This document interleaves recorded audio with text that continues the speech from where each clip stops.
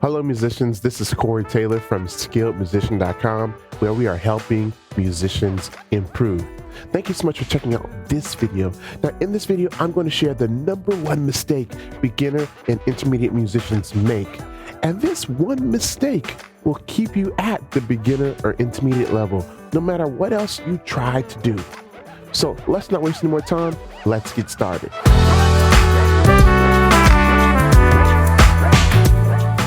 So I'm going to go ahead and share the number one mistake with you right now. Beginner and intermediate musicians never make the switch and keep looking in the wrong direction. Let me explain. When you start playing, there are so many concepts and ideas for you to learn. All you have to do is look to your left and right, and they're there. Topics like 2-5-1, rootless voicings, passing chords, diminished moves, scales, drop two voicings, quarter moves, and all the cool riffs you hear on YouTube and guys play on Instagram and Facebook. They're easy to find. Just look around. But as you start growing and learning, you learn those first concepts, and then you're looking around for some more concepts, and they're a little harder to find. So you're looking further to your left and further to your right, trying to find these concepts. And so you look way out there and you see something like negative harmony or diminished cycles or Lydian chromatic theory. And you start thinking, if I learn those things, those will be my ticket to becoming advanced. But that couldn't be further from the truth. So ultimately what happens is you end up knowing about a lot of topics, but you're still in the same position. Your playing really hasn't improved much. And although you know about all these concepts, you're still trying to figure out, how do I become an advanced musician? Well, here's the key. The key is to change the direction of your focus. Instead of looking to the left and right for more and more theories and more concepts, more and more musical ideas, pick a category and just live there. So you want to look down and look deeper into that category, into that concept, into that theory, right? And this is where you will make the biggest musical discoveries and the biggest strides.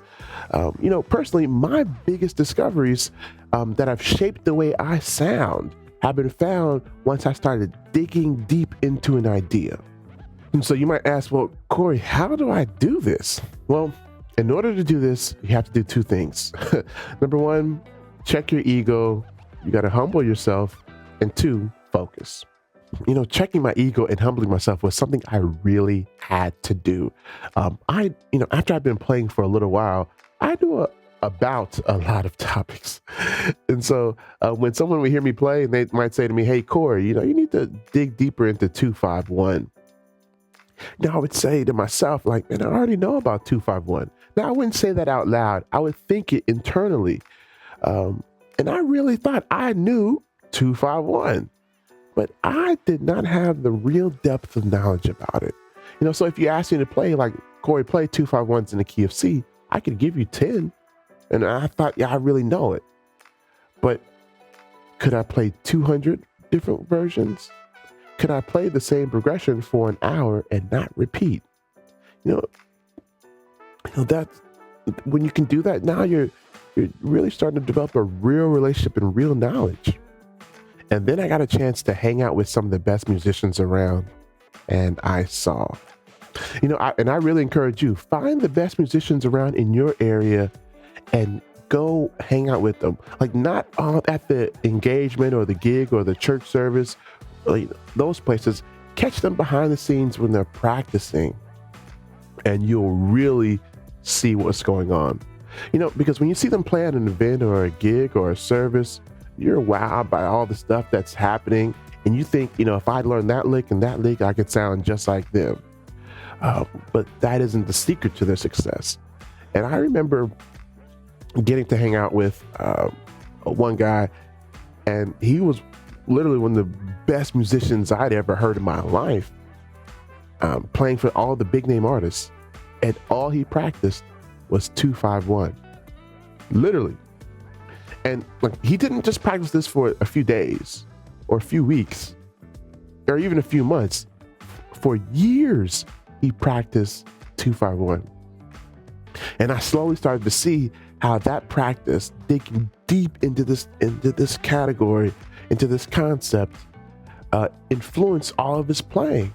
And then I started realizing, wait a minute, his whole style of playing revolves around two big concepts that he's mastered and dug deep in. And this has helped him become one of the best musicians in the world. And so now as a teacher, when a student comes and I hear them play and I begin making recommendations, and I might say something like, hey, you need to dig deeper into this category. And sometimes students will fire back and say, Corey, I already know that. And on the inside, I kind of smile a little bit, but I also cringe a little bit. And and to myself, I'm saying, you haven't humbled yourself yet. You think you know, but you haven't developed the real depth of relationship yet. And I understand and get it because I was there too. Now, the second thing you have to develop is focus. You have to learn how to focus on one thing and not move on, but to really sit there and master it, trying to really, really understand it. I remember focusing on a 5-second snippet of a song for 3 hours, trying to hear and understand one chord. And once I finally figured out what the chord was, it blew my mind. I've never forgotten the chord. If you play it, I know it. It's one of the most popular chords in gospel, but it blew my mind. I also remember working on drop 2 voicings. I worked on drop 2 voicings nonstop every day, like for 6-9 months, and then I made the biggest musical discovery of my life while I was working on those drop 2 voicings.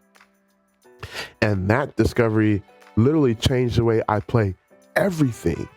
And that happened because I was able to focus on one idea for some time, to dig deep, and not be distracted by the other things out there, because there's always another thing to learn.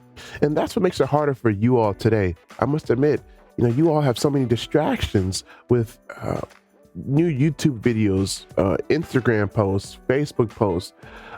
Well, the guy's playing these new licks, or this cool riff, or this run, and it's always something else to learn. And so it promotes you spreading yourself wide, learning that thing and this thing and that thing, but never actually stopping and learning one thing, just really digging down into that one thing. So you have to learn how to focus on one thing and not move. And for me personally, what I do is I just tell myself, I'm not moving on until I master this one thing. And it does not matter. And so I'll have a list of all these other things I want to learn, but and they'll be like a prize. Like, once I get this thing, I can get to these things. But I tell myself, I'm not moving on until I master this thing, and I won't move. So listen, in order to improve, you have to change the direction of your focus.